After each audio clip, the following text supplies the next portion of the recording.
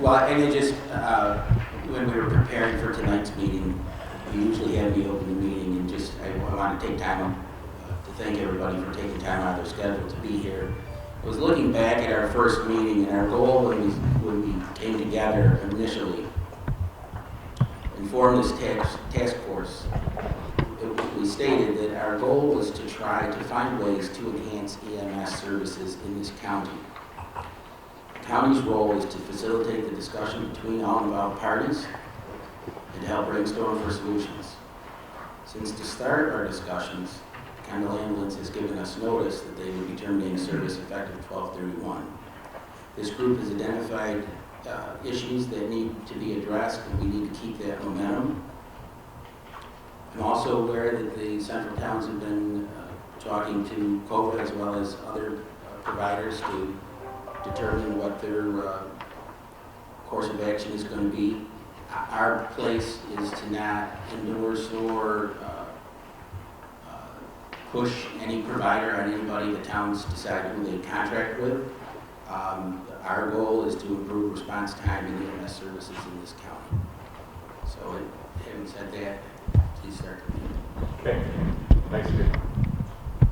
Skip said we started back in February, and this is our 7th meeting. We've met almost every month except for one, just to have discussion and dialogue and begin to understand the needs and the challenges and what's going on. And you can see by your agenda that we've handed out tonight that there are some things that have evolved. You can see our second item on the agenda that we want to talk about is tax districts. We had gotten some information that we wanted to explore what was going on in the East Battalion, so we've evolved to that being an agenda item for this evening. COVA's update, as to where they're at. We had asked Monroe Ambulance to give us an update as to their support and where they're at. And we had also, through all of our discussions in our 7 meetings, we had evolved to a point where training and those kind of things for the EMS issue that evolves in our county was a critical piece. And Justin's been having some discussions with those potential opportunities that we have for exploring how do we supply these services with the right manpower or woman power to make that happen within our area. So what we're going to do is we're going to move right into the second agenda item. And I guess, Jack, are you going to share, or is Dawn going to do that? I'm not really sure. I'm just here to, I haven't been involved, so I guess I need someone want to bring me up to speed what your plan is. So the questions were, would all be involved in creating a tax district? And if it's going to be a tax district that spans multiple towns, what is the process to legally to get that going so that it is equal for all the towns? Okay, I've never been involved in creating anything other than a water district. And just to be perfectly honest, I'm not legal counsel, and I cannot advise you on how to create one. You really need to speak with an attorney. From my understanding, each town would have to create their own district under Article 12A of real property, or town law, sorry. And they can do it by, 2 ways, like water district by petition or by motion of the town board. The process is not one that's going to happen overnight. They just don't make a motion and say we created a district. I'm sure Dick, you've been involved in creating water districts. Water districts, yeah. Yeah, and they don't happen overnight. No, they don't. They don't happen overnight.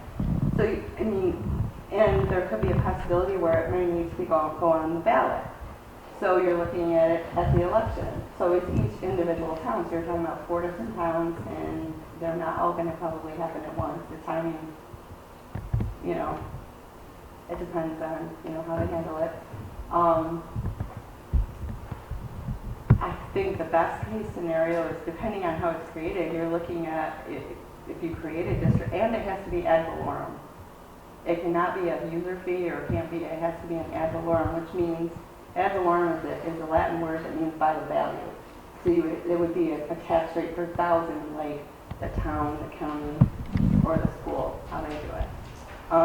So best in case scenario, if you're looking at, it's too late this year, we don't have a district created, we are, preparing budgets now. They're going to be voted on in November for towns, and the county then has to be adopted no later than sometime in December. So you're looking at maybe, depending on how the timing goes and how it's done, you're looking at the earliest would be a 2024 January tax bill. The earliest. It may go to 2025, depending on, like I said, the town attorneys are really going to have to answer these questions because I don't create districts. I come in at the end, of course. So, any other questions? I guess. I think that clear answer everybody's kind of questions about that. I think that was where we were at with it. Did you think that would happen like soon or no? We knew that there was a long legal process, and that was kind of what we were trying to explain. What wanted to get validation. Once each town has it created, then it's got to be legally merged together for the one district, correct? That's was our understanding. I've seen it as past precedent in the state, so I wasn't sure. Okay, so I'm not sure if you're speaking on, I know there's probably another district that you're talking about. Yeah, it was and downstate. That one's probably going to take longer. This is downstate someplace. There's two towns. The village owned the ambulance. The town created a tax district, and then they started providing coverage to another town, and they both had to create a district and then merge it so that it was one taxing entity for the coverage. So what is it its own layer of government? Or did they have a board, a separate board? I don't know the details. It was just a news article. That's another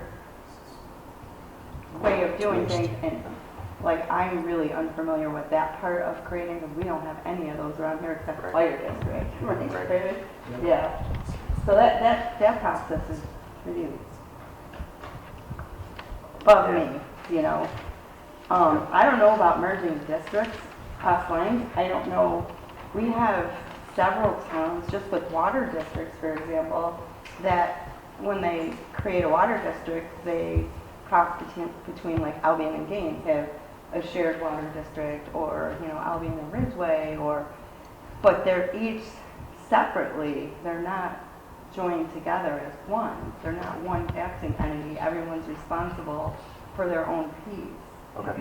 So I'm not sure. All right. Yeah, that really requires an attorney. Because, again, just jump in. Because the water districts are based on unit charges, not ad valorem. But as Don said, a district raising funds like this would have to be ad valorem, which is on the taxable value. That's why the water district's being a little different. It's based per unit, not on the value. So again, any other type of district raising money would have to be ad valorem, each town, and whatever, unless you researched in the law, or whether it would take state legislation to create a county-wide district and do it at the county level, or else if it's at the town level, each town would be creating their own district, so the ad valorem value, exemptions, and everything else would have to be determined by each town as to what's taxable. You're going to recognize exemptions, not recognize exemptions. Similar when fire districts are created, fire districts don't recognize any exemptions other than totally exempt property, so that everybody pays except exempt properties based on the full value of the property. Well, I wonder also, I believe that a map plan and report would have to be done, the district boundaries drawn. Right. And then the town board would have to decide, just like the water district, who's in, who's out. Right. Yeah. then who would be taxable, public hearings. Then again, once the legal district is created, similar to water districts, then you put it out to bid to decide who is gonna service this Right. new district. So As even- in water districts, you create them, but then you put it out to The bid people and on the Zoom low bidder. cannot hear the people talking, so anybody talking needs to pass this along, so they couldn't hear anything you said. Okay, I don't remember what I said, so. No, we can keep going forward, but Okay. the folks online text they cannot hear, so Okay. we I would want to. start with your disclaimer. I am not an attorney.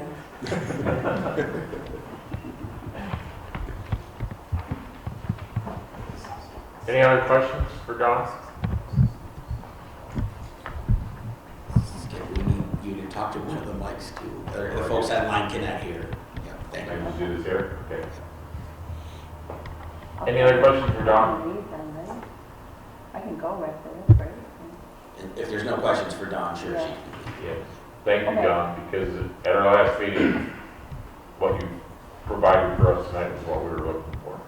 Okay, all right. What might be the I process? wish I could give you a little bit more information on the consolidation part of it, but unfortunately, I've never been involved in anything like that, and I believe it, you need to seek legal counsel on that one. It's not happened often across the state No. even yet, so. No. But each group here has an attorney, so that's Good. a question that can ask for more Good. detail.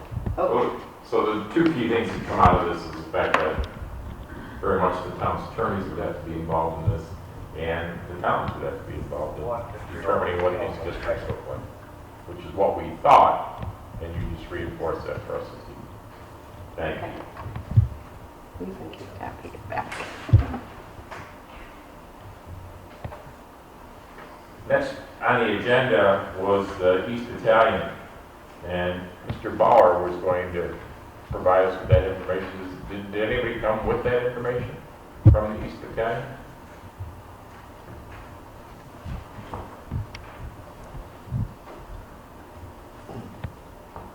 So then we will go to number 4 on the agenda, which was the COBA update. And Wade was our person that was providing us information there. Is anybody here that can do that for us?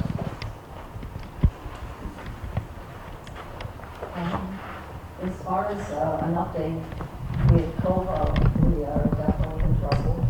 We need some help from the towns or the village or whatever. We've been in business for 43 years, never asked for anything. And I really aim to get another ambulance service going. As I know I've read in the paper, possibly in Orleans or a county district or whatever. That's going to take years. So just to clarify, there was never a plan to put in a county.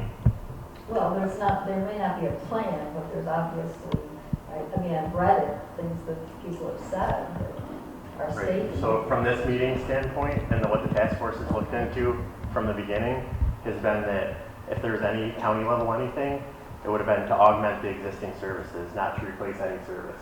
So that was right on our agenda from day one, meeting one, was it was just an augmentation of any existing services. Okay. And if there was a county tax district formed, I believe it was to look at how that money could be divided up to all the agencies in the county, not any one particular agency. Okay. So what type of an update would you like? Or do you have any questions? So What did Wade you was, guys decide with your town reps when we met with the town boards of each town? Yeah, so town reps basically didn't come up Please with a use the solution. microphone. The town reps basically didn't come up with a solution. We went to the towns possibly looking for, obviously becoming a tax district, it was discussed that would take years. There was possible discussion of us receiving funds in a different way out of their budgets, whether COVID relief money or et cetera.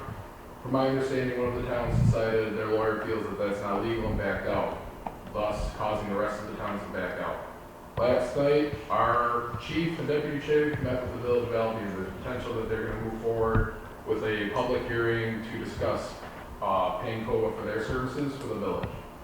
As far as the towns, there's no answer. And moving forward with that, like Ann said, we're in trouble. Scheduling's gonna start changing. Unfortunately, we've had to start cutting staff, potentially with layoffs coming. And to stress, some of the coverage issues of if COVA really were to cut staff farther is that in the east this month alone, we've covered 30 calls of service, usually. So there's been rumors of Monroe possibly coming in for the towns and providing that service for free. Well, if they've already dropped 30 calls, add 2,200 to that service, and then how many will they drop? Who's gonna come for that service of 30 plus calls? Usually it's not gonna be very relatively available. Multiple other agencies are strapped as they are. So just numbers to take into consideration for the townships that should be helping us, and hopefully some encouragement from our EMO to our towns to move forward and help us as well, and our fire departments. You guys will be the ones stuck waiting on scene for ambulance coming from who knows where. So that's about as far as the COVA update goes.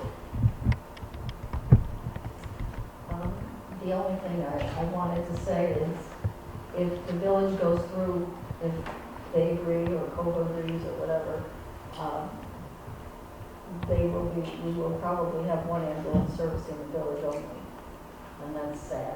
It's sad for me, I'm also a resident of this town, and it's very sad because some of you know, I have lived waiting for an ambulance for a half hour when my husband had a heart attack.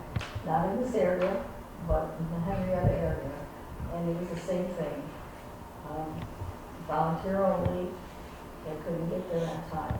And I just hate to see how many people are going to get hurt or possibly die because we can't come together with some kind of a solution quicker than this. I'm sorry. Does anybody have any questions for me? I would just like to clarify the notes on, from our previous meeting that you had, that we handed out. And I know Wade's not here, but are there any of those bullets that you can speak to that you've discussed or talked about, or that would give us some further clarification? Or I'm not trying to put any of you on the spot, but Oh, that's fine. Most of it we could probably cover.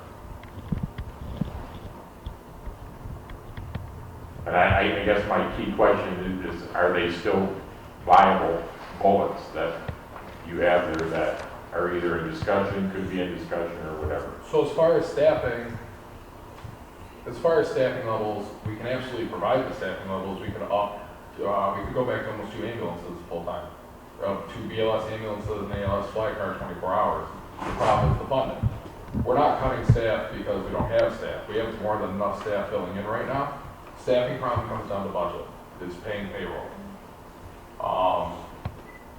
As far as mutual aid plans, that's still something that can be worked out again with the help of BMO and other agencies around working on that. Billing efforts, we have in-house billing, they're still working, everything's getting in line place. We're still receiving that billing, we're receiving the income from billing, but the problem is reimbursement rates are just not what we bill for. We can put a $3,000 bill out, and Medicare, Medicaid might approve $300, and that just, between the cost of fuel, supplies, and the crew sitting inside that vehicle, that's not going to cover it effectively. As far as an oversight board, I believe they were... We have no problem with that. No problem with that. Not at all. We discussed and had an open board meeting. All our board meetings are open to the public and any county, town, whichever official that would like to attend. It's correct, right, Dan?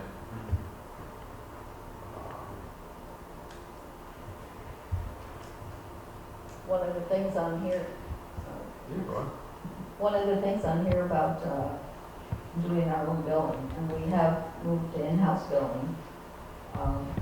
We have someone on staff right now taking care of things, but unfortunately, it's the same old thing. You carry over the process to get those going and received is usually 30 to 60 days. So it just takes time. Is there any questions here? Sure. All right. Any idea how many bills have yet to be sent, or the lag between providing the service and sending the bill? So right now, our billing is probably less than a month from when it's reviewed by our CQI and billing division, sent to the biller, and then sent out to Medicare Medicaid. The return rate from Medicare Medicaid is quite a delay, up to almost 60 days. Okay, but I'm not sure, and I'm not sure that you're getting your bills out. Yes. We are. Jack, didn't we just receive a bill that went back like 18 months or 2 years? Sure.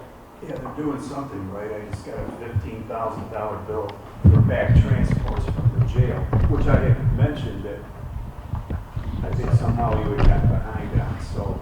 So our new biller went through all our old billing that either failed to get sent out correctly or had got hung up in the billing process and was not given back to us. So the independent biller, the third party that we were paying for before, had not sent all the charts back and maybe got flagged per se and wouldn't be accepted.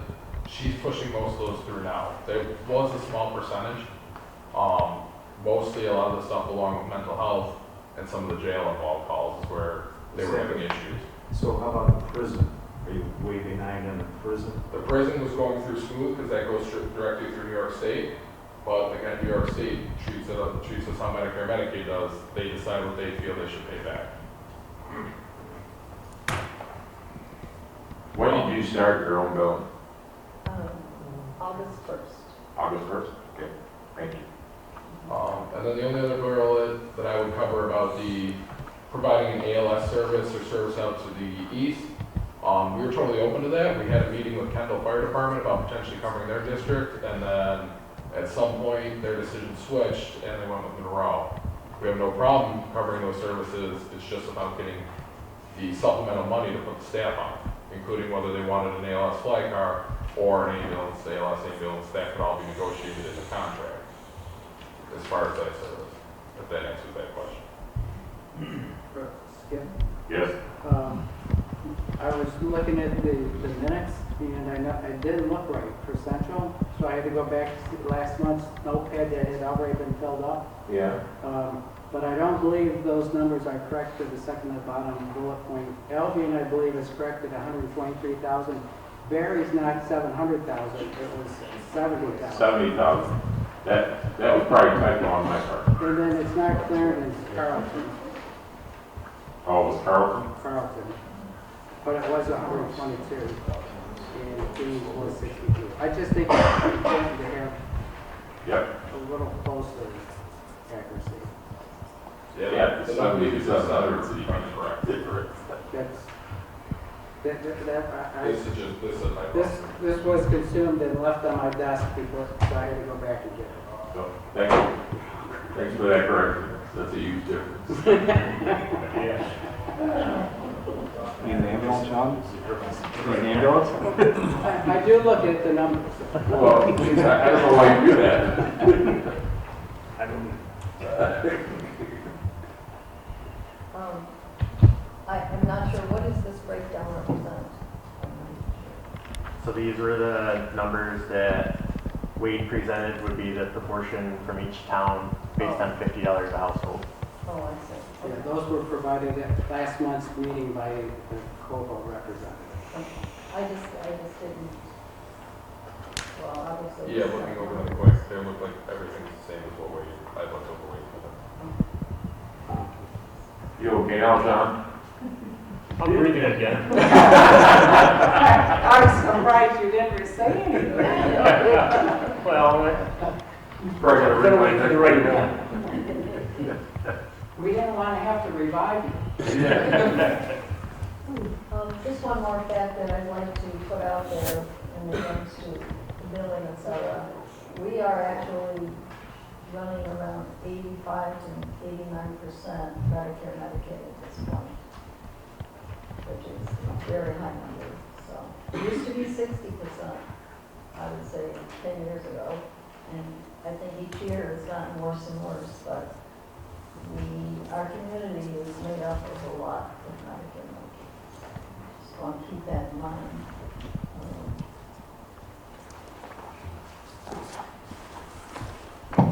Yes, John. May I ask you a question? You sure may. I was wondering, and I'll speak loud enough so I don't need the microphone. When was the last time you had an independent audit done of your books? Oh, we have an independent audit done every year. Every We year? are required to. We have our CPAs in Goffman and Centola, throughout Pittsburgh. It's very, very adamant about that.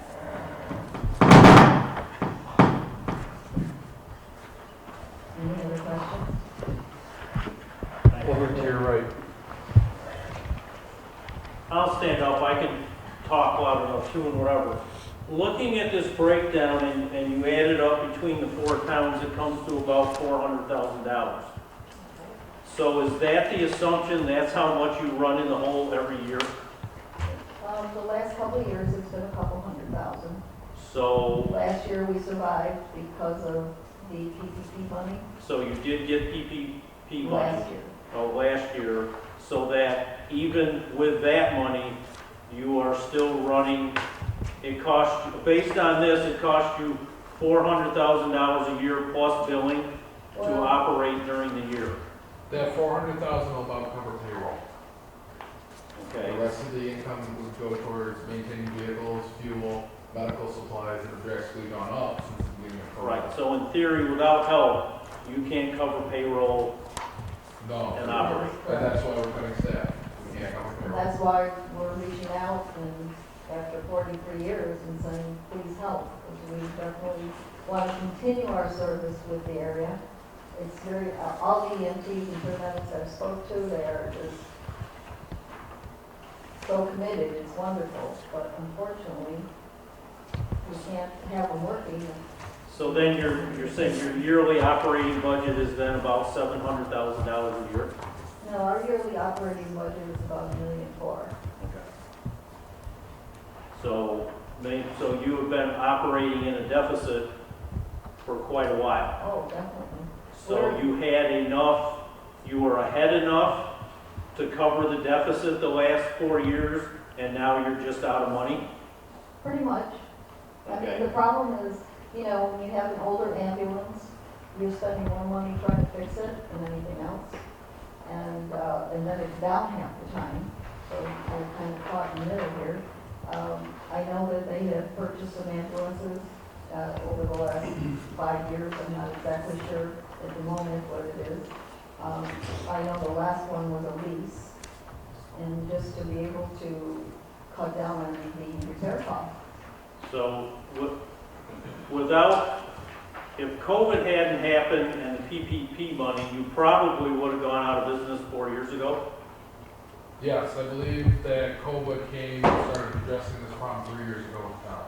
Well, I think, yeah, I remember doing this like 7 years ago. Exactly. Same type of thing when we discussed that we get the districts and the laws and whatever have changed.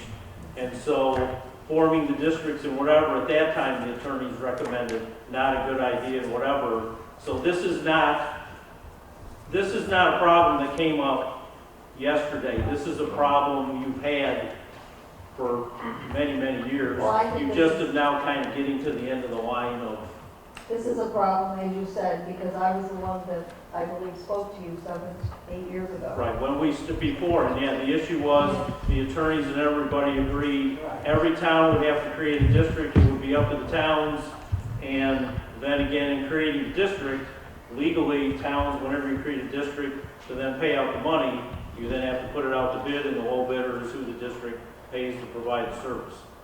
As to how, again, through this whole scenario, there still is no guarantee going through all the process that COBA would get the money. Because the town puts it out to bid and not putting, say Monroe or somebody else bids lower than COBA and you're done anyways, right? Probably. Okay, just, But, you know, after 43 years of servicing you, I think that's a pretty sad comment. well, being 43 years and one of the first founding, all of us in the Albion Emergency Squad helped COBA get started 43 years ago. So we've all done or whatever. I know. Sign of the times and the business model and whatever, sometimes things don't work, or again, in doing the numbers, this really doesn't fix anything in the future, it just keeps you afloat, correct? If you get money from the towns. Temporarily. Temporarily, so it's not, doesn't fix it forever, this is just a temporary fix whatever. And I think, again, as you mentioned before, the task force was created, we've got to come up with an overall fix for the whole system, not just specific to one entity or another, to see what we can do. So yeah, that's why I'm doing the numbers and whatever. Yes, it's the bigger focus. Yes, we have an issue here, but we have a bigger issue that needs to fix for the whole county, not necessarily one entity or another, because we all need help. I understand that. But what I'm saying is, as far as the temporary fix, at this point, to go without an ambulance service, or to try to deal with Monroe because they're less than us, or whatever you're trying to say, that isn't really, I mean, I don't want to wait an hour for someone to get to my house if I have a heart attack, or if my husband has a heart attack, or if your wife has a heart attack. I mean, it's a very bad picture, believe me. I've lived it, and it's an awful picture to sit there and wait. I wonder when is anybody going to show? Well, sometimes they're doing that now when COVID calls it back in service from Strong, so I'll just throw that out there. It's happening now. And Well, it's been happening. I'm sure it did happen once in a while, because if Not very we don't have, we used to have 2 full ambulances plus the fly car, if we needed something. Unfortunately, that luxury isn't available at this point. And I don't know how long you're talking about, but we've always done our best. You know, that tends to, but if we, obviously, if we had a contract with the towns or the village, everything would have to pretty much stay right here. And that would be, I think it would be worth it myself. I don't think you can put a price on it. Any other questions? Not really a question. I just want you and the folks here to understand, some of us met with the representatives from COVA and actually with the town supervisors of the 4 central towns. Now, I think it was Brandy and Jennifer, and I'm not sure who else. I don't want to state it wrong, but some of the COVA folks came in. They gave the chairman of the legislature your tax returns. Now, at that time, we look back, I think 3 years, and the loss on the tax return, I think it's about $155,000, which would equate to about $13,000 a month. We went to the 4 supervisors and talked about that, and talked about how to have you be accountable if they were to subsidize in the neighborhood of $13,000 a month. And we really, I felt, came to pretty close to an agreement. So after I called Jennifer and said, I think the towns are going to be able to cover the subsidy, at least temporarily, until we can figure out.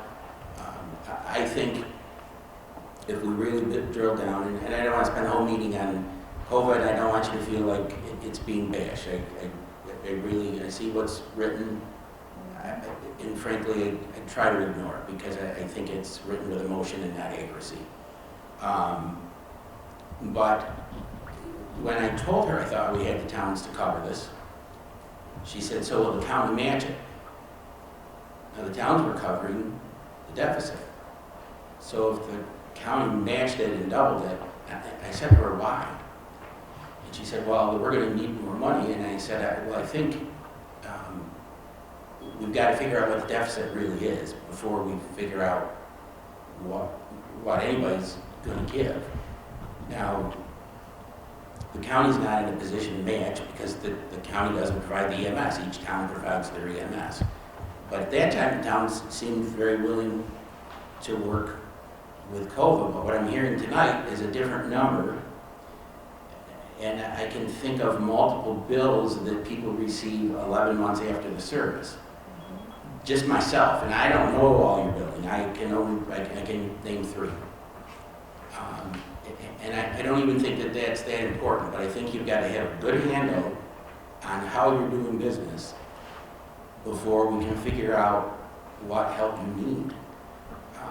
And I think when I talk to everybody, I talked to Mr. Connery today, I talked to a lot of good people. But I'm not, it seems no matter who I talk to, they have a different perspective on the problem. And I think you guys have got to get together and really drill down on what is the problem, what is the deficit, what is the assistance you need to make it work. And I'm not sure that's clear even yet as of today, because I'm hearing a different number. And I'm talking What number did you hear before? 13,000 a month. A month? A month, which would be about 150 a year. Is that per town? No, No, 13, that was- your deficit, if you're losing 150,000 a year, Mm-hmm. your deficit is 13, round numbers, 13,000 a month. Okay. That's all. So that's your deficit. But I'm hearing tonight 200 or 400 or, I just think we've got to, this group is trying to solve a problem countywide, The last- or at least make it better. The last meeting they had agreed upon with the towns, the last numbers before the towns backed out, was exactly what they needed to just cover payroll, which is the problematic area. Which the exact number I don't know offhand. But they, all the towns have come to an agreement on that number. I understand that, but when you're talking to the towns about a subsidy to cover the payroll, we have to take your cost, take out your revenue, and figure out what's the deficit. That's what we would be asking them to help you with. And if we're not doing the billing, we don't have an accurate picture on the revenue. So the ask, we don't even know if the ask is accurate because we're not sure the billing's accurate.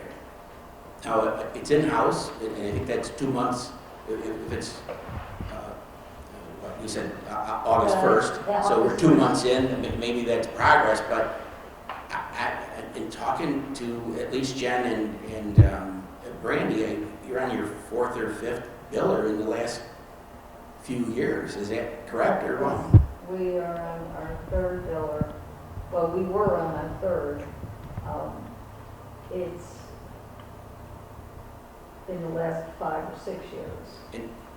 Okay, The and I don't, problem was that they were doing their job, and unfortunately, we don't have the staff to sit there and just check every little detail on every single bill. So we were depending on them, considering we were paying them, that was their job to do, not ours. That's the idea of hiring a billing company. But yes, we would check it as a total, we would check it quarterly, etc. I actually came in personally and volunteered, and I still volunteer, to check each item to make sure the proper cross-reference. But that is a lot of hours, I'm sure. so. I'm sure, but I think I spent a lot of years as a town supervisor. They have to be very accountable Yeah. for where they spend everything. And Definitely. they have to be comfortable where they spend it. Or they're accountable to their folks. So I think, I don't know where it's gonna go, but I just think that there needs to be some much deeper talks and less rhetoric that would put out to fire up emotions. Well, if anybody wants to come in, I can sit with you. I will show you exactly what I'm talking about. I will show you the numbers the last 2 years. It's like you said, in 20, I think that was 20 we were looking at, the 150 deficit. Last year was around 170, I believe. And that is the, but of course you have to understand that's depreciation and all the paper expenses as well. Okay, so there, the accountant is showing you all of that. So depreciation, the building expense, et cetera, but just operations, if you want to see just operations, I can. Well, no, I think the tax return showed a total loss of somewhere 150, 155. Right. I'm assuming that would have the depreciation in it. So Yes, if that was the that's- subsidy, that's even covering the depreciation. So, Well, that is supposed to be so that when you're ready to buy a new vehicle. oh, I get that. I get that. So, I mean, it's not just payroll that was in there. It was the whole package. But that every year, these last couple of years have been really rough ever since COVID. Sure. I mean, we're trying to survive, but Understood. whatever's meant to be is meant to be. I'm just telling you, there's nothing going on that we're not we have tried everything. Okay. We're trying, we've actually, I've got my list here, we cut expenses from last year to this year, probably by, I think it was, that was down, but I'm gonna take the guess, I think it was like 40,000, just in expenses from January to August, just to be able to make sure we make payroll. Okay. So. Any other questions? I just have one that, so from what Aaron said and you guys had said, if the village does provide money, there's gonna be one dedicated ambulance to the village. Now, will that mean that there's gonna be a second crew there to cover? So The other- potentially with no funding from the towns and the lack of payroll, and the lack of assistance, the one ambulance would go primarily to the village, so meaning that for the towns and mutual aid, we potentially would not provide that ambulance for maybe priority 3 or priority 2 calls. As other agencies do, they just say they're not available. But I'll stand up again. With that, will then you then redo your numbers of what you had numbers down here for the towns? Because if the village pays, then Albion Gaines don't have to pay as much, since Albion and Gaines are part of theirs. So at which point, if you just said you were gonna do the village, would the number that Albion and Gaines have to pay be less than the numbers here? Or if the 4 towns pay, then the village doesn't have to pay anything? I believe that's what's. It would be readjusted. Everybody would sit back down again with the village as well. It would be readjusted to, Right, so I think that would be helpful for the village and the 2 towns to know which is which, because if the majority of the calls were in the village and the village number is really high, and Albion's and Gaines' number is real low, that might sway either party. Not to put you on the spot, but I bet it would sway the village to say, wait a minute, this is way too much. But that would be another number you would want to readjust to decide how that would work out. And because it says per household, but calls aren't per household. You have calls everywhere. So would you back it down to the number of calls versus households? Because you don't go to household. I mean, car accidents and things like that are not a household and may not even be a town taxpayer as to how we cover doing whatever. So back to the same theory of fire taxes everybody for everything and everybody pays. So if you based it on households versus calls or whatever, there's a whole different formula of numbers you could come up with depending on if the town said no and you're just going to do the village. are you talking for doing a tax district or just a supplement to the district? Just in figuring out your numbers so that the entities you're dealing with know their numbers. Because this for the 4 towns came to like $400,000. So, but if the village was saying they were going to give X amount of dollars, then does that make the number go down for Albion and Gaines? Well, my understanding is it's one or the other, not both. Well, no, it's how you're asking the towns to pay. If you're paying by a district, it's based on the value. If you're just asking them to give you money, how do you figure out what they give? Because the towns and the village are both accountable to the comptroller and where their taxpayer dollar goes. I understand. With a contract, how it's figured out and done, so that everybody is contributing equally or by a formula. So is it a formula household? Is it based on calls? Because calls would be to more than just households. The district number that they came up with themselves, the 50 a household, which I believe, the 50 a household was just generally for the service altogether. Right, basing it into how, not total value of the town, just, It was basing up $50 a household a year for that service, for that ambulance service. right, and there's the key is if the towns create a district, they couldn't, as Don said, you couldn't tax per household. You'd have to tax by the whole value of the town. So if you did, So you have to do it for assessment? yes. Because then, that's how everybody pays. Per household is like the garbage charge. But that's a specific service contracted by the county and put on your tax bill as a courtesy per household. Garbage isn't even a district, that's just a courtesy line. Which are, again, legally, would all the towns be willing to put a courtesy line on their bills? But then the county has to agree It's on the bill, but if you don't pay your taxes, the county makes good on your taxes. I don't think, not speaking for the legislature, but I'm not thinking that you want to say you'll make good And we on don't, bills. we really don't want to get off track. If the town's contracted with COVID, the town would put it in their budget, it would end up in the tax rate. And the village would do the same. The correct way. You to just do it. can't bill people twice, so if you're Right. billing the village, then you've got to back that money out of the town. It doesn't matter how you do it, I mean, everybody You're can double get a bill. dipping. Yeah, there wouldn't, the towns, the houses in the village, would be separated out. So I feel that would be done. So there is no double billing for You both have to. town and, yeah. You have to, but it's just as simple, just if you cover the 4 towns, you've got the village. You don't even need a 5th check. I understand, but the village reached out to us about keeping our service available and supplementing us for now. They're the only ones who, as of right now, want to move forward with it. So I If really I have can- one more, yeah, I just have one more question. If the total ask, if I'm adding these right, the ask for the 4 towns is $377,950, is that right? I did not write this, so I'm not sure what, What's that?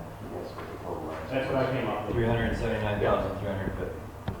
Okay, and that was based That was on. at the $50 a house. Okay. but I guess I'm not sure where we got to that number, if the loss is 150. I don't want, I know you didn't write that, so there's no sense wasting time on it, but, No, I think we're saying that this becomes an action item for our next meeting, that, well, we've got to, I mean, people gotta get together again and further discuss it. if, honestly, if the towns choose to, it's really between the towns and COVID to Exactly. decide how they're going to move forward. If they're not going to work together, the numbers move. Right. I'm sorry. That's fine. The only question or comment I've got is that when we met in August, we figured it out, it was about $13,000 a month to get you through to February 1st. But then last night, and this goes into Barry's comment, and as far as actually figuring out where the goalpost is going to actually sit. Because last night at the Village of Albion's board meeting, the ask was $16,000 a month. What changed between August and the 1st of October?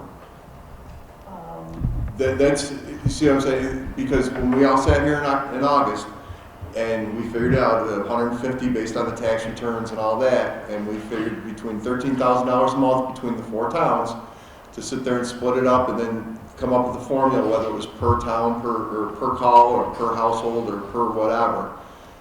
Then whatever that rate, whatever that factor is, what factor, if any, did you use to come to the village last night for a $16,000 ask for 3 months or 4 months to get you through to the 1st of February or 1st of March when their budget goes through or whatever?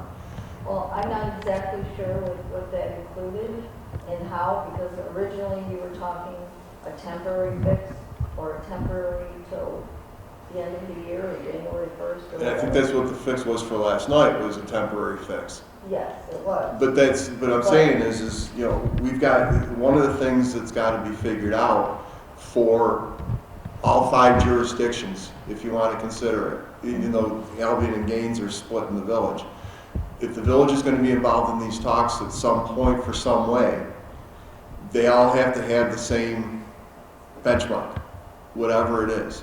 And if you're sitting there with 4 towns at 13,000 and you're going to a village for 16,000, I think that's where a lot of the confusion is starting to turn up. And then now it turns to an emotional factor as opposed to a sound factor that people can live with to fix the problem.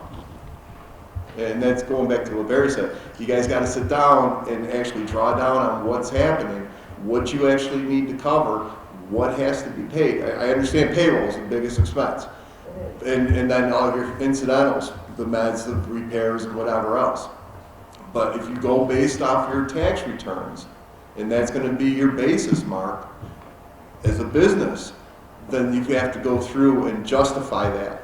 If you're asking, like I said, if you're asking for 13,000 from 4 towns, and then a month later you're bumping it to 16, you got to at least let the 4 towns are going to wonder and say, what happened? You know, how come it's going at a different point? You know, what happened in the last 4 months? Did you blow an engine, you had to go through and put another $10,000 in, or whatever, it doesn't matter. But the towns are gonna sit there and actually question, now what's going on? And that's probably what part of the problem's been for the last 4 or 5 years when you've been dealing with the towns. The goalpost keeps getting moved, and there's a lot of confusion, and that's where their attorneys come in and say, put the brakes on this until things get fixed. I mean, John Gavenda last night did the same thing. Something didn't add up in his mind. The same thing. When you guys have got to just, your organization is called COVA, Central Orleans Volunteer Ambulance. You're not a volunteer ambulance anymore. Your business model has changed.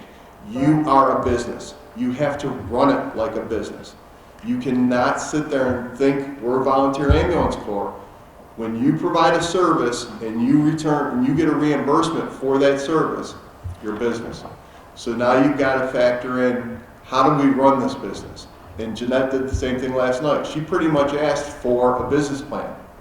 If she's going to be responsible for doling out taxpayer money, she wants to know that there's a business plan in fact. So that when the taxpayers come in and say, you know, we're paying $16,000 a month for a service, and so-and-so passed away because they didn't show up for 37 minutes. You know, and it can happen. I'm not saying it should, but when my father passed away, he was dead before he hit the ground, and he was the first person in the county of Orleans to have somebody perform CPR. Back in 1977, they just got him certified. Lynn Roberts told me that years ago. So it happens. I get it. Yes, it does. But that's what we have to factor out, and that's where you guys have to, and it's not to slam COVA, and we're kind of getting off track here, but between all the media and between all the different incidentals that are happening in the Facebook posts and whatever else, people want to know answers.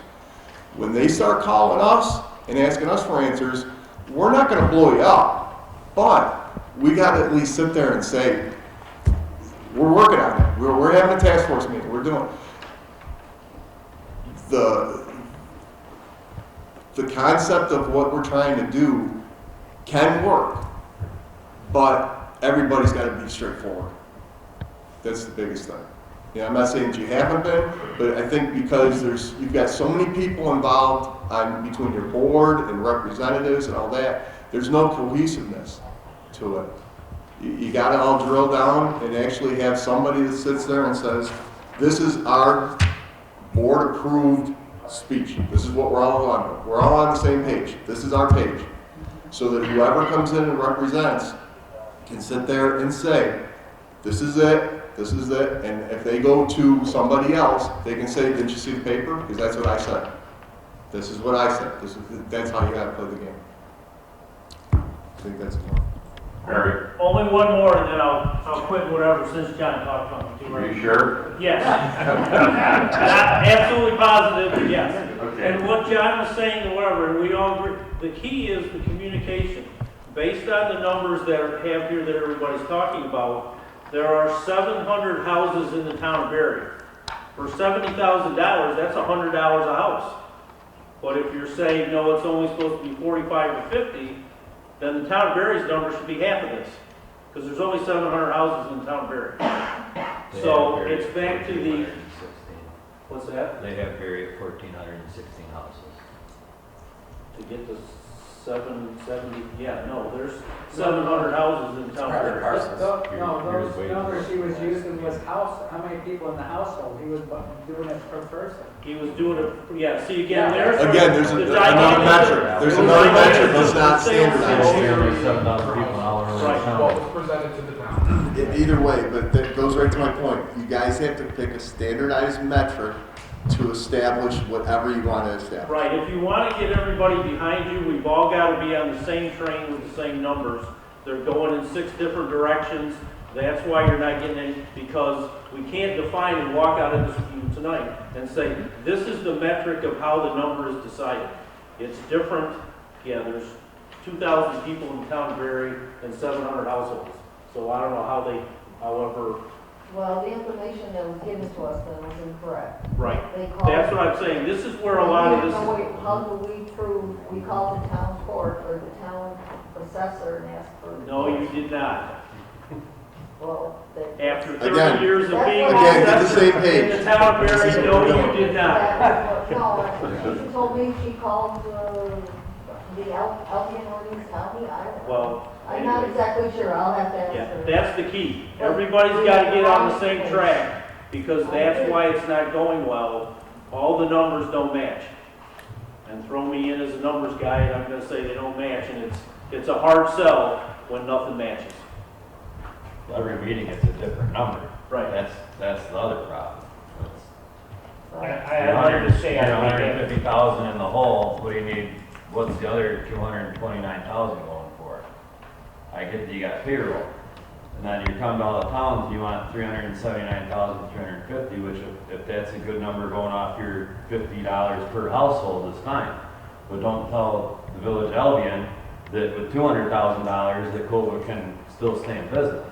Now the taxpayer, not as a fire chief, as a taxpayer, I'm gonna go, well, what's my other $179,000 going for if you guys can work with 200,000? All these numbers, and none of them, to me, are any good. I understand the confusion, but as I said, I'm the treasurer and I do try to help with stuff, but most of the stuff is done in the office as far as numbers and so forth, and that's no excuse. I'll take responsibility for it. I give you exact numbers to bring back and I will give them to you. Well, these were Wade's exact numbers. Like this is Wade. I this don't is Wade's know. paper that he had last month's I have meeting. no Goes, idea here where- are my numbers. Where Wade got the numbers, but like I said, I know that they made some calls, tried to figure out a few things, and the reality is that we need a temporary fix.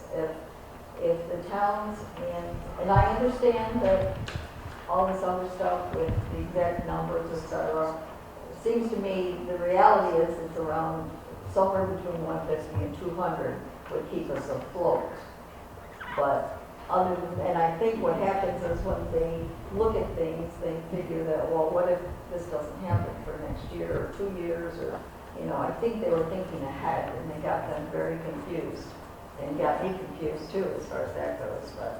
But I will address that with everybody and make sure that we have one set of numbers. Now, as far as whether we do it on per household or per number of calls. It really doesn't matter what the That's metric up to you is. guys. No, it's up to you. It's up to you to give us a valid number based on a standardized metric that we can utilize to show that it's fair for everybody. It's simple. Business is very simple.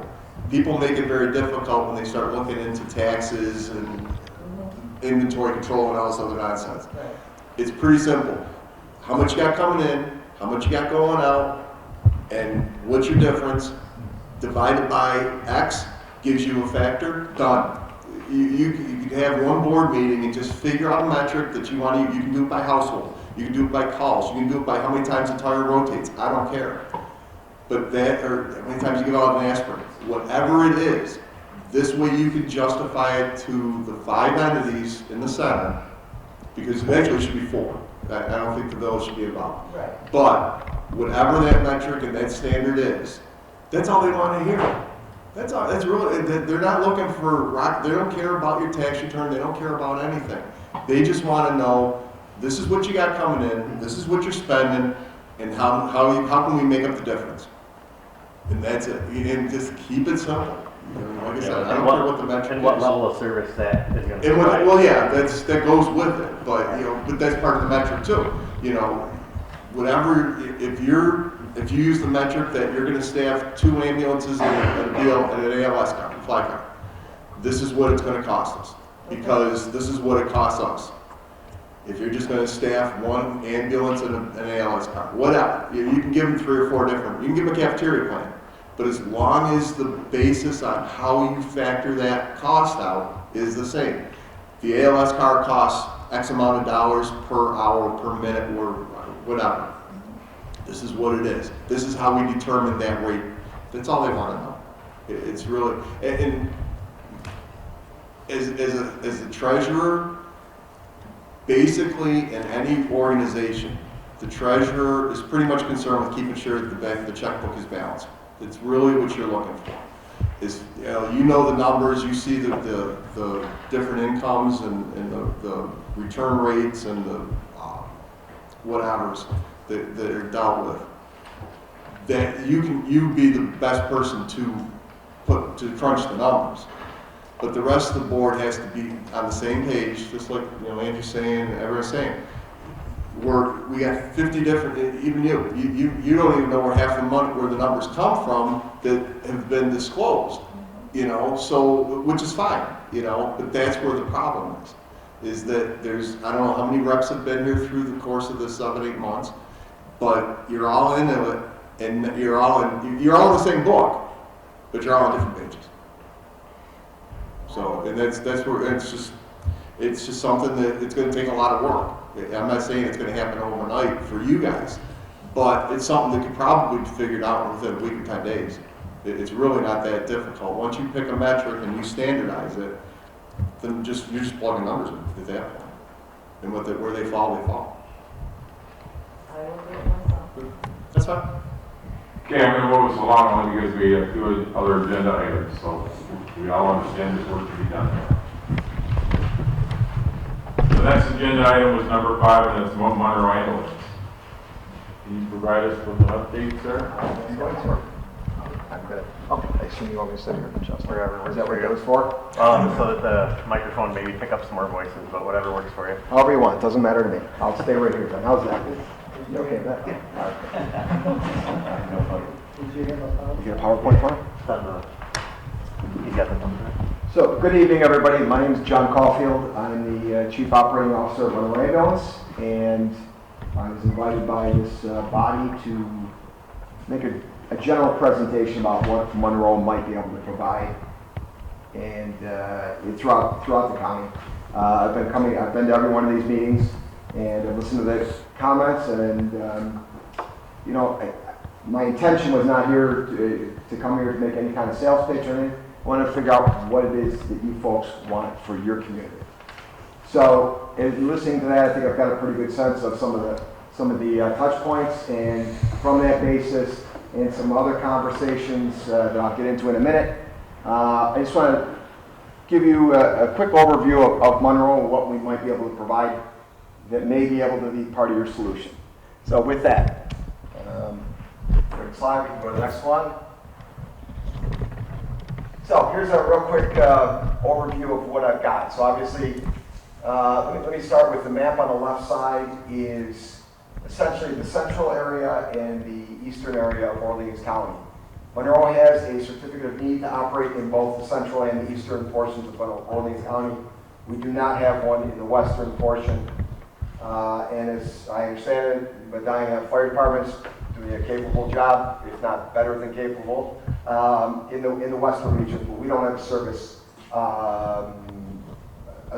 agreement to provide service there. So everything's based on central and eastern. Next, please. Okay, so we did some real quick math, and this is quick math based on wherever we can pick up facts. It was kind of wide open. So about 210 square miles service area, about 26,500 population. We crunched some numbers as best we could. Our CAD, our information covers Clarendon, Kendall, and Murray. We've had to kind of adjust some numbers in the central based on some really incomplete data. So again, a lot of this is general. It's not right down to the individual number. But we're basing about 33 calls in the central and eastern area for the whole year of 2022. As I said, Monroe has a certificate of need from New York State for eastern and central Orleans County. Next, please. Break it down a little bit. These are call volumes from January 2022 through August 31st, 2022. And the numbers are right here. They were provided by the county. Albion's broken down, town, village, town of Berry, Carlton, Gaines, so on and so forth. You can read all these numbers. So we were told there's a transport percentage. It actually worked out to be about 87%, which strikes me as quite high. But we're going with the numbers we're given. Obviously, there's going to be some differential there. 87% or even 80%. It's a pretty high transport percentage. In Monroe County, we are somewhere around 70-ish%. So whatever that's worth. I just want to make that caveat. Next, please. Okay, so we took those same numbers, projected them out for the year. Based in the central region, about 21 to 2,200 calls. In the eastern region, 12 to 1,300 calls. It gets us in the ballpark of 33 to 3,500 calls per year in those two districts. Again, these are all kind of based on estimates as best we could find. We don't have access to that data. Next, please. Okay, historically, again, this I think this is throughout the county. 2019, 2020, 2021. To me, the graphic on the right is a little easier to see. But long story short, and those are the cumulative times on the right, on the busiest time periods. But generally speaking, the busiest time period is from about 6 a.m. to 11 p.m. So let's say about an 18-hour block, roughly. Again, it's based on cumulative busiest time. But a caveat to this is, one of the things that we don't have, we don't know how many times a call comes in simultaneously. So you might get an average of 10 calls, in a day, but you might get 4 of them in 10 minutes. I mean, you just don't know. So I'm going to talk about that in a minute. But I don't have access to that data, so I'm going to talk in generalities. Next, please. Okay, so historical, the same data that we had from January 1st through August 31st, 2022. We built a heat map, and so obviously the red dots are higher density. You can see Albion Village, as you're on the left side of the screen. Albion and the village are pretty much a hot spot. A lot of calls there. Holly, in and around Holly, Clarence, and so on and so forth. You can see this is pretty self-explanatory. If you go way over to the right side of that slide, it does show Rockport.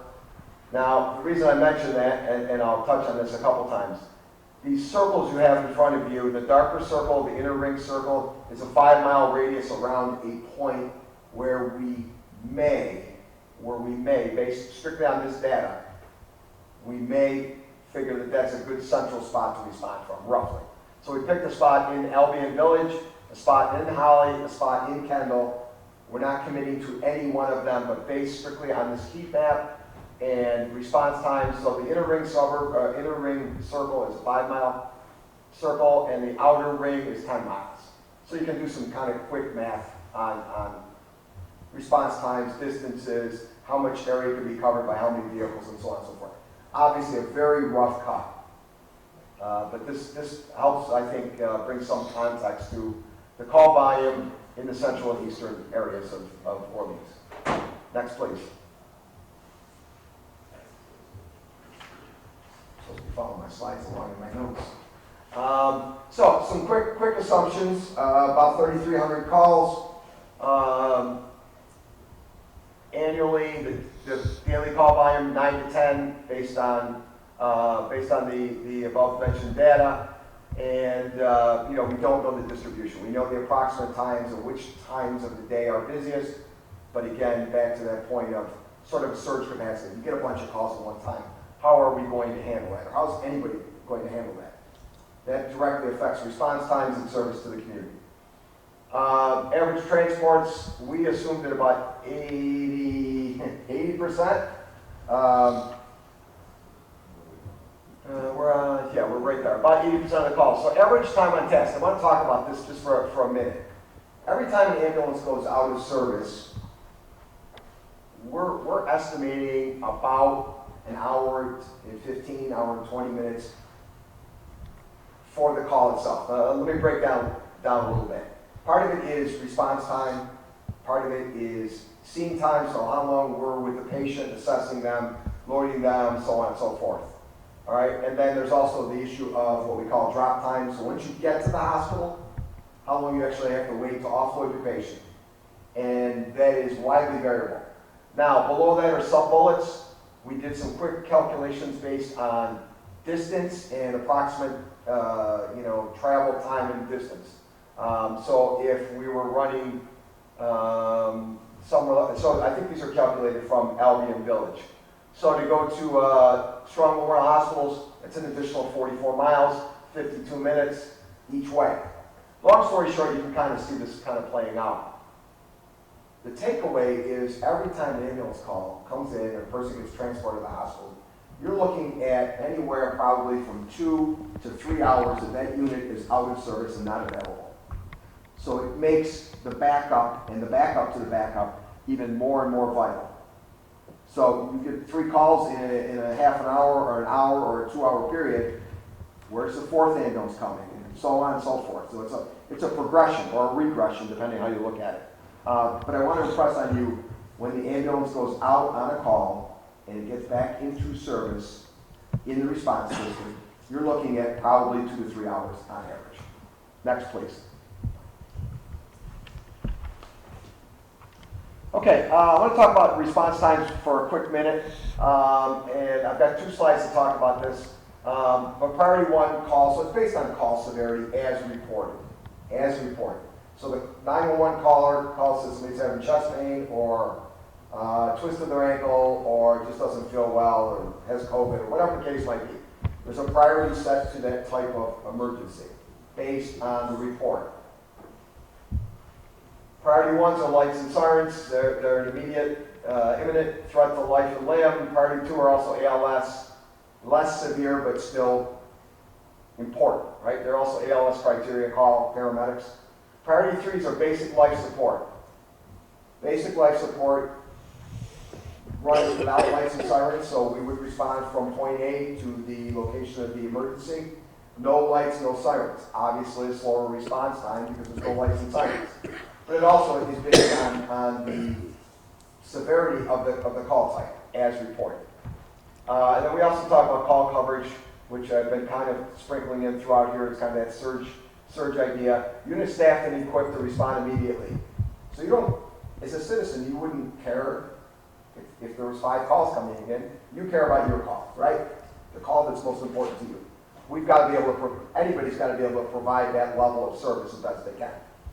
I can safely say there's not an agency anywhere in this country that can guarantee you every time 100% that we're going to make all the response times. But we'll talk about that. I mean, it's impossible. It can't be planned out that way. Next, please. So I want to go back just for a quick second where we base this from and some applications. So these are metrics for the Monroe Livingston EMS system. All right. Livingston County is not in the Monroe Livingston EMS system, but a bulk of our work at Monroe is in the Monroe Livingston. So we took these standards, and in Monroe Livingston we have 4 priority levels. In Orleans County there's only 3. So we took these standards and we went to priority 1, priority 2, the ALS criteria call, and then a priority 4. So there's 3 priorities in Orleans. Basically there's no, I don't want to overcomplicate it. Long story short, in those metrics, 17-minute response time is the recommended, I'll say maximum, for priority 1 and 2 calls in a rural setting. A priority 4, a very low severity call, as much as 32 minutes.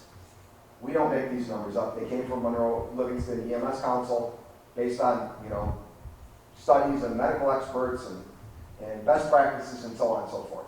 So I just want to put that out there, what we're talking about here. I want to be pretty transparent about everything that we can talk about. So again, this response time is based on 90% of all calls. Next, please. Okay, Monroe, and I'm trying to move right through here, and I apologize for going so quickly, but I'm trying to leave some time for questions and comments. Capacity, Monroe's capacity. So this is kind of, I always call it surge capacity. We have 26 ambulances in our fleet at Monroe. We have 6 first responder fly car units in our fleet. We do not staff up all 26 ambulances all the time, right? We staff up some days, it's depending on the day and time of the day and so forth. We may staff up as many as 18 or 19, but we rotate units, we do maintenance, and we have backups if a vehicle, breaks down or has to come off service for some particular reason. And we currently serve Northwest Monroe County, in Eastern Orleans County, under contract with Murray, Clarendon, and Kendall, and then Wyoming County. Next, please. Okay, so again, back to this idea that what might work, may work, what we're suggesting we should look at or consider based on some really rough data. That you probably need one ambulance at a minimum in Albion, based on the heat map we saw earlier. And again, remember, this is the 7 towns in Central and Eastern. So you would most likely need 2 ambulances dedicated to Eastern, to provide service in Eastern and Central. Probably that wouldn't cut it, but we'd have to get a lot better detail and really get down into the granular detail. I would suggest you're probably going to need 2 dedicated ambulances and probably a third for a portion of the day, based on historical call volumes, and I'll talk about how we evaluate needs and response and so on and so forth towards the end of this presentation. If you also remember back to the heat map, we were trying to figure out where do we properly post or locate these units so that we can get the best response time in the areas that have the highest need, while also serving some of the areas that have lower need but still have emergency calls. So looking at the data, we assumed Albion Village seems to be a pretty realistic spot. And then we looked at 2 other spots, either Howling or Kendall. It may be both. Again, very preliminary data, so we're not ready to say that. But I want to kind of boil this down is Monroe is looking at this, if we move forward with any model like this. We would treat the Orleans County district as its own district, kind of its own self-entity. So we're going to have a supervisor dedicated to that. We'll have supplies, we'll have an office, and so on and so forth. So it's not just going to be ambulances coming from Rockport or Greece or Churchill or wherever in Monroe County. We would suggest dedicated units out here in Orleans County for a variety of reasons. Probably the most reasonable one is the call volume and the response times. It's a rural area, relatively lower call volume than a more urban district, but every call is just as important as the next call, right? So we've got to be able to provide that overarching service. Next, please. Oh, you know what? Well, we can leave this slide here. I do want to point out something, though. The more ambulances or the more resources people want, the cost of readiness. So if we want to be able to go four ambulances deep or 5 ambulances deep, that's more resources. So a higher level of service performance is going to cost more money. There's more people involved, there's more ambulances involved, so on and so forth. So it is a balancing act, right? It really is a balancing act. Got to be fiscally responsible. The economics need to work. The service level and response times all need to work. So we're really trying to figure out how do we do this in as lean of a way as we can, while we still are going to provide reasonable service based on standards and our own reviews and reviews of the people we're providing the service to. So some other considerations here is time, lead time, or a timeline. How quickly we would have to, you might want to move forward with something. We need time to gear up to that. We'd have to figure out how to buy ambulances, which is difficult, hire staff, train staff, and so on and so forth. Ambulance-based locations. None of these are really deal breakers, but they're things that maybe lurk just under the surface. The cost of readiness. How many dedicated resources? So if we dedicate a resource to an area, the economics have to work for you. The town, the village, whatever, and for us as the service provider, potentially. So we provide we provide service, as I said, in eastern Orleans County right now. We don't have a dedicated unit in Clarendon, Murray, nor Kendall. We have a contract to provide service, but we do not station a unit in any of those areas. The economics don't work, the call volume doesn't support it. The cost of doing that would probably be prohibitive. What we're trying to do is thread the needle so that we can have an appropriate response time based on standards and move forward from there. That is always open to discussion and interpretation based on what the towns need and want. Being completely transparent here. Working across the bottom again, the last key piece, and this young lady from COBA spoke about Medicare, Medicaid. The payer mix matters. Medicare, Medicaid pay at a much reduced rate as compared to a private insurance, Blue Cross or somebody like that. So we try to factor those nuances in so that we can have the right cost basis based on accurate information for Medicare, Medicaid, private insurance, private payers, and so forth. Jails, New York State, so on and so forth. And then our final piece is we believe there's a lot of value in sort of a consortium of the 7 towns in Eastern and Central. It would allow the opportunity to spread the costs among the 7.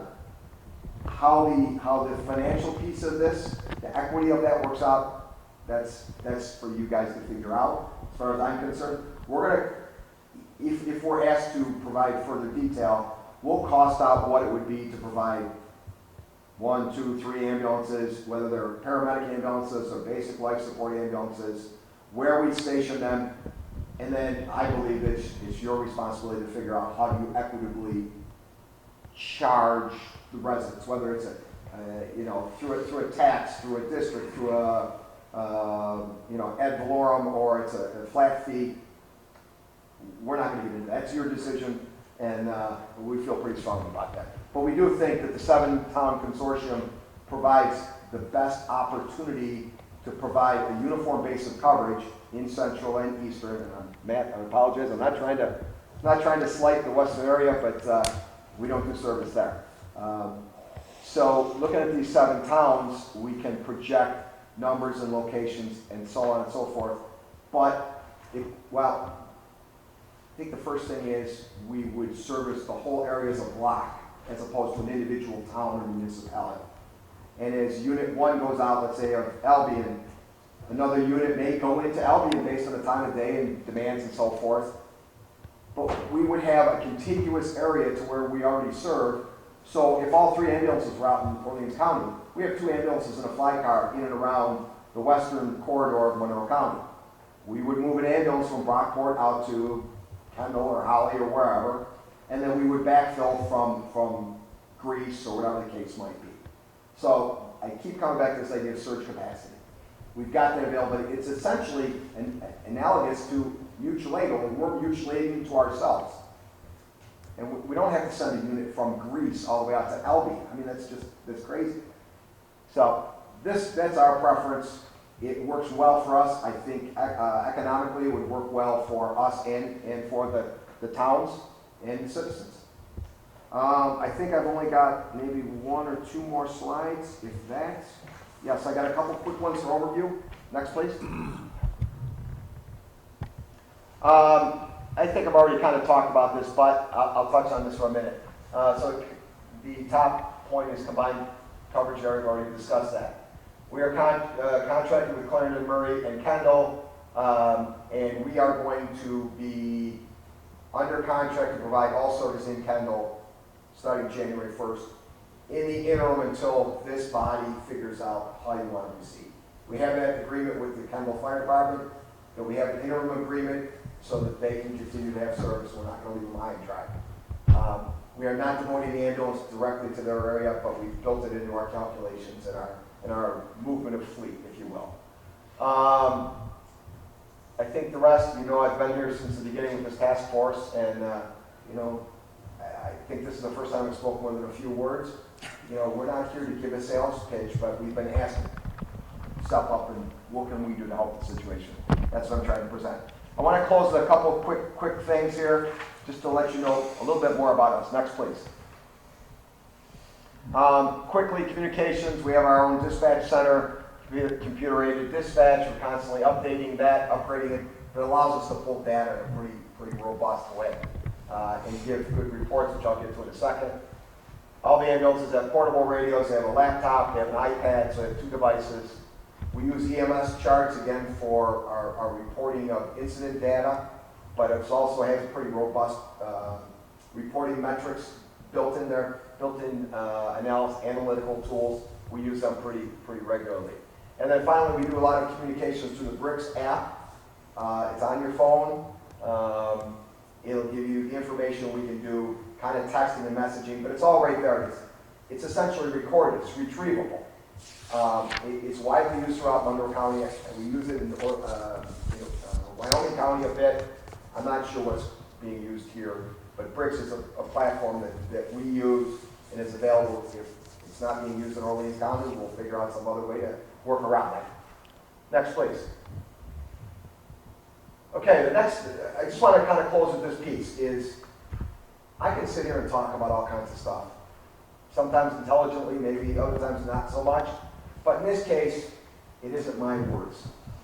We do performance review. This is the sheet on the right we get every single day. The management team gets it. It's an executive summary. I stripped out some of the data that's more sensitive, I guess I'll say. But I'll talk about that in a quick thing. So this is a month-long status report. We get them every day. We get them every week. We get them every month, the senior management. And we have meetings to talk about are we on the mark. So the number of transports, the transport percentage, how long we're on task for labor hours. Time on task was an hour and 20 minutes. And then we also look at our team labor hour efficiency. Our goal is always to be under 55%. We don't want our crews running at 70% or 60%. Okay, we're going to burn them out. Right? We're not trying to drive these people into the ground just to chase them up. That's not the way to go about business. We've got to treat our employees in a fair way, getting appropriate amounts of work out of them, but not too much. So we watch all these metrics very closely. The breakdown of the calls. Now, we wouldn't share this with you. I will tell you in a second what we do.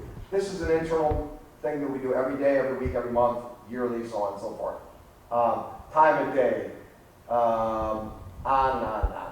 There's other things. We look at number of calls, number of cancellations, number of lost calls. Sometimes we don't cover all our calls. Our goal is to cover 95% of our calls. We're in 96, 97 and about 0.5% right now, year to date. But the fact of the matter is, as I said earlier, nobody can guarantee 100% coverage. That's what mutual aid is for. And then we also look at lost opportunities. Hospitals, Strong West, and specialty care services we provide. Are we staffed not only with the right number of ambulances and folks, but do we have the right specialty care providers on duty to meet the demands of our customers? This is what we do. Next, please. Now, each of our providers gets this report once a month. Now, if you look down here, this is for the North Greece Fire District, and we stripped out any of the HIPAA protected information. So every single call. If you look, this is North Greece for 1 month. It's a 24-page report. Now, I suspect many of you see lots of reports. I don't want to read 24 pages times 15 different reports and so on and so forth. But I like the executive summary at the top. That's really good. Then I can drill down from that. But there's notes on the side where if we're late or we were canceled on scene, every single call. You will have this. It's completely transparent. Every single call. We're going to tell you how many calls we were outside of our response time metric on, how many times we had to call mutual aid or lost the call and give it to another provider. Every single call is broken down by district. And we can configure this however you like. But I can't really think of a way to be more transparent. This is right on the computer. And as you look across, it's called at the time the call was received, how long was en route, our at scene time, our response time, hospital disposition, ALS, BLS, on and on, specialty care. Transparency. I think that's one of the themes I keep hearing is, okay, it's kind of trust but verify. We trust what you're saying, but now we're going to back it up. And we look at it, and you should look at it. So everybody gets this, it comes out on the 15th of the month following, immediately following, and here it is. Here it is. I think I may possibly have one last slide. One last slide. I keep going back to this idea of surge capacity. We don't just say, oh, holy smokes, it's busy tonight. Let's do this. And tomorrow night we do that. And the third night we do the third thing, whatever. We have a plan when we go down, when our levels drop, so levels are number of ambulances, ALS, BLS. As our demand increases, we get more and more call volume, we have priority posts that we move our ambulances to. So we have a lesser number of ambulances because so many are deployed. We pick key posts that they can respond based on time of day and historic call volume. We'll move our ambulances to those priority posts based on a whole matrix. And we use all those data sheets that I showed you the previous couple slides to revise this pretty regularly, a few times a year. But our dispatchers live with this. They look at we cover in St. Paul, we cover in Greece. We know how many ambulances we're going to have in Greece. Well, if we've only got 3 ambulances, we're not going to put all 3 of them in Greece. It can't work that way. So we may put 1 in Greece, and 1 goes to Brockport, and another one might be in Irondequoit. We try to spread out our limited resources. But as I suggested earlier in my presentation, one of the real opportunities here is that we have such a strong presence in western Monroe County. If we were to provide, let's say, 2 or 3 ambulances in Orleans County, and they were out, we have the ability to backfill from Brockport to come out here. We take a unit from Greece or from our headquarters on Lyle Avenue and move them to Brockport or Greece, whatever the case might be. But it's all scripted out. There's not a lot of winging it here. There are occasions from time to time, you get a mass casualty incident or so forth, something like that, and they do happen. Then it's kind of all hands on deck, and we'll worry about the next call when the next call comes in. But again, that's what mutual aid's for. And it's no secret to anybody that the EMS system has changed dramatically. I can tell you in Monroe County, there are 25 less ambulances providing service, not 4, 25 less ambulances than there were, I think it was 8 years ago. And I think there's 10 less agencies providing service. The economic model is completely upside down right now. So what we're faced with, our response to that challenge, we've got to recognize it, and then we've got to lean into it. How do we work within those confines? So we've got to figure out efficiencies. Efficiencies for us are about better utilizing our staff, better utilizing data, and then having a contiguous service base.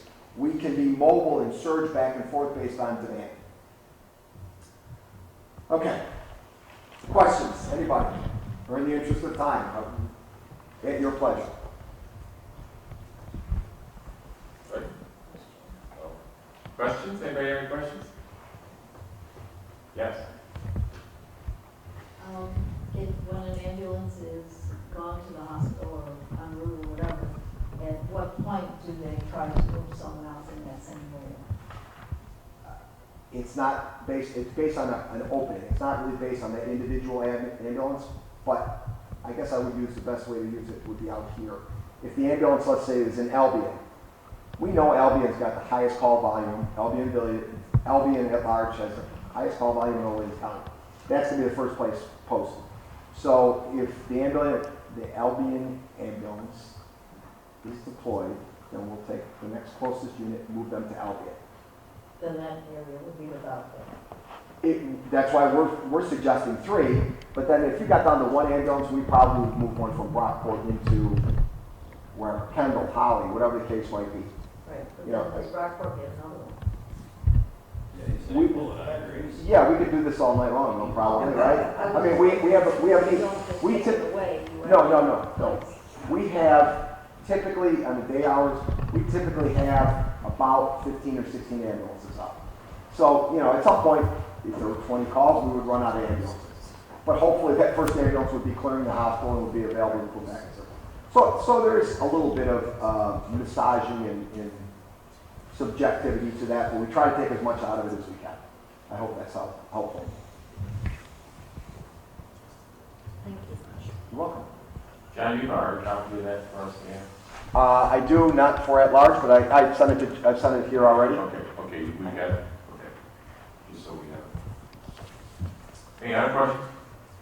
We purposely did not do any financials because it's really going to be based on the pleasure of this group. And if it's in full disclosure, we met last week with the central towns and discussed service out there. So we're hesitant to put together a proposal until we can really understand the lay of the land. But we can turn that around pretty quickly, depending on the wishes of this body. And that'll really be not necessarily for this body, but that's between you guys and the towns and That's COVID. exactly what I was gonna say. That's between the leaders of those Absolutely. municipalities and you. That's not our place. Exactly. We just want to improve the service. Of course, as do we. We want to help you do that. But I think some of those discussions probably need to happen. Make sure everybody's on the same page. Back to a point I heard earlier. Economically, for us to contract with one town or two towns, the numbers don't work. But there's strength in numbers.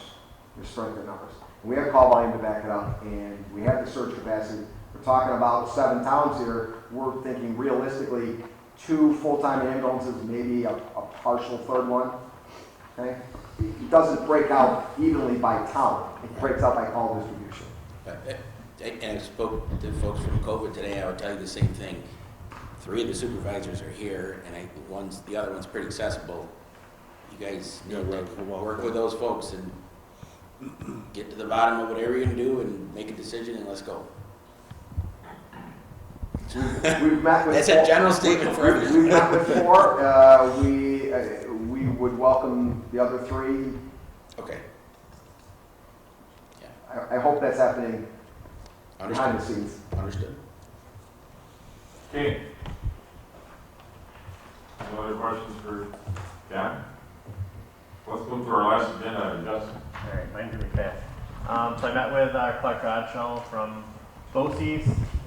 They would need 25 students to make a EMS program happen there. His difficulty would be finding a qualified instructor to do it.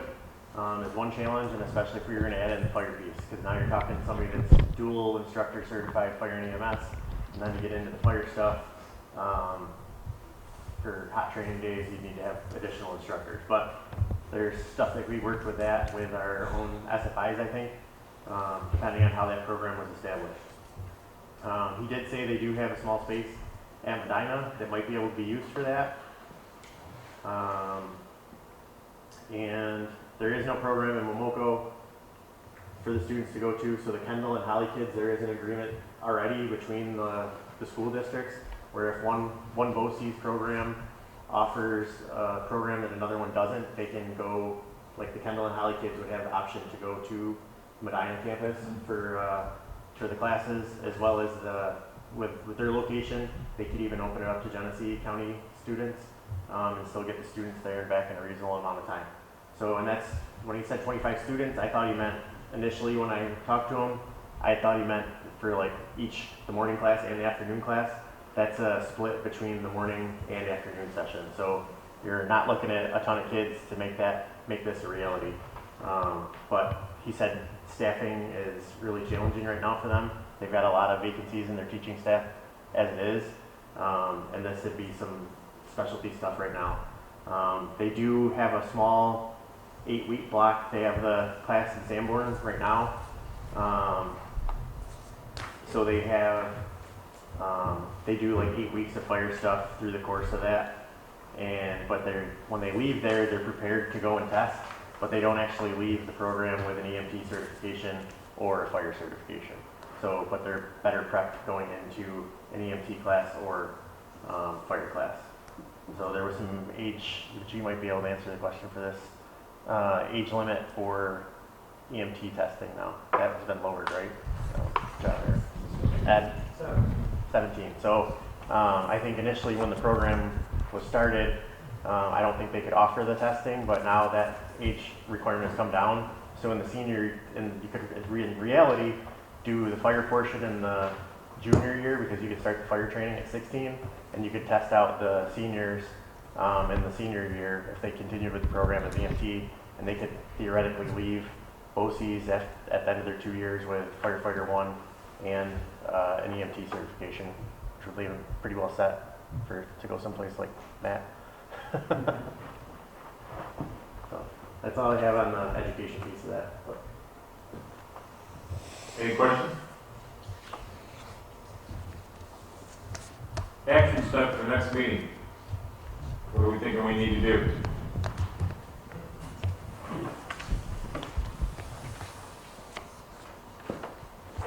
And when do we want to have that meeting?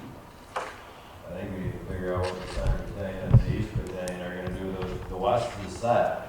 It all comes down to the center and the east. And until we figure out what them 2 battalions are doing, whether it's short-term, long-term, whatever, we're just wasting our nights in a meeting talking about stuff that doesn't matter.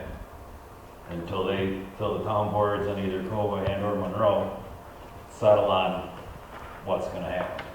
Okay. As far as I'm concerned, I go to enough meetings, I don't have to come here to talk about nothing. Other comments?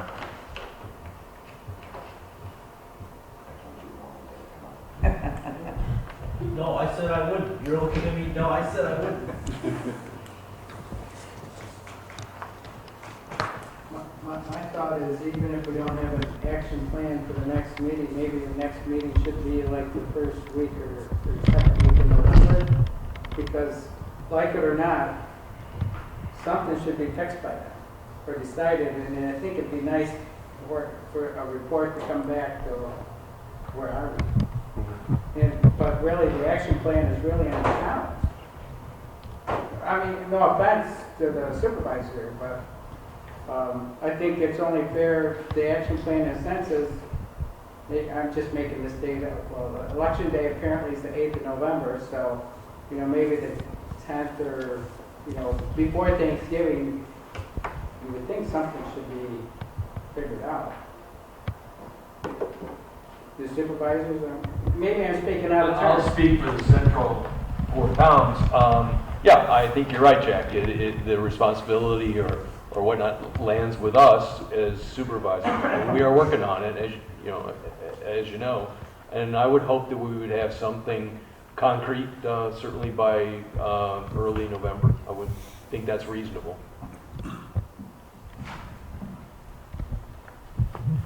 We're normal third Wednesday work, then put it at November 16th.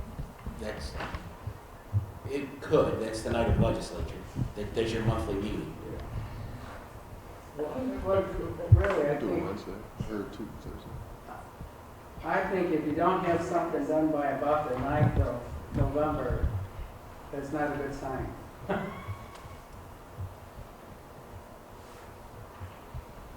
Because then you're getting into Thanksgiving and whatnot. But it doesn't have to be Wednesday, it could be Thursday. Right. But you're saying that I think if we don't have we have to have a date so the public will know So we're doing something. we have a date by this, we're gonna know something, one thing or another. And even to have a meeting say we can't come to a decision is informative. Exactly. So why wait another week? Okay. Well, no, your normal meeting would be the 3rd week of October. Is that too soon for the towns? It's too soon. Okay. No, I think we should skip October. And go to the beginning of November. Only because I think that's only fair for them to have some back and forth. Well, then they have to do their meetings too, their actual board meeting too. And they could do the negotiations or whatever else prior to the meeting, but then, I mean, Kendall meets the 3rd week. Carlton meets the 2nd week. The other ones are the second. All the other They're on the 2nd week. So the 2nd week, then if you gotta call a special meeting after a board meeting or whatever, you still got a little flex time. I think if you're shooting for around the 9th of November, I think that's what I heard you say, that's at least a great target date. I mean, I think it makes sense. Because we're almost getting too far to be putting anything into the budget. Yeah. If they want to be there. And I'm not saying what your drop dead date is, but by that point in time, You're the right. cake is almost baked for 23. Okay, can I recommend the 10th of November, because Justin's going to be out of town for work on the 9th.